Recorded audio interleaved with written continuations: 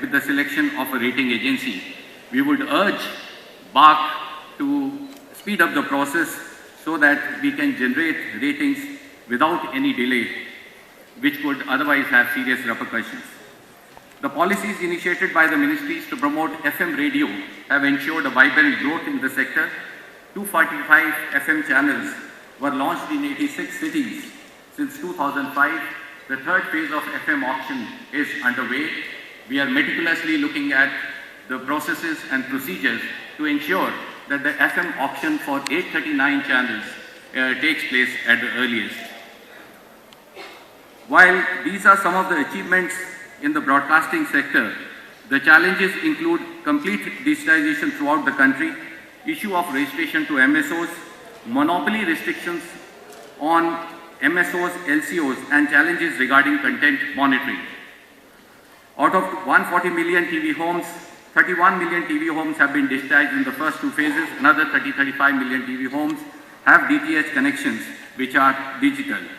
Over 5,000 MSOs are operating in the country, and the cable rules, MSOs are required to get registered with Ministry of INB, whereas the local cable operators get registered themselves with the post offices. The long pending demand of DTH operators has been about rationalization of taxes, since DTH industry is subject to multiple taxes. The tax levies on DTH industry includes average of 10% entertainment tax, license fee, additional customs duty on set-up boxes. They also need to pay service tax as well as spectrum charges.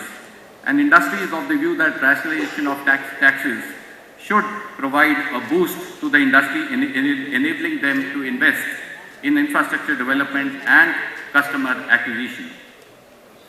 Set-up boxes are also demanding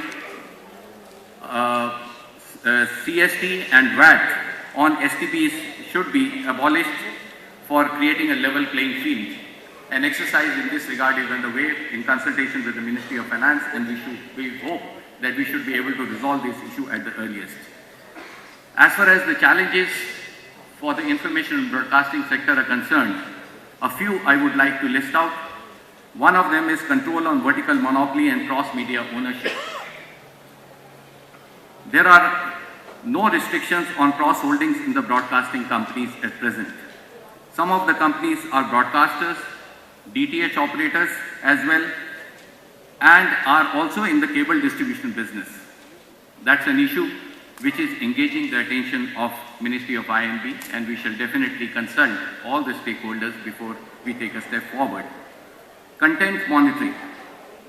The Cable TV Network Regulation Act of 1994 regulates the content of cable and satellite television in India.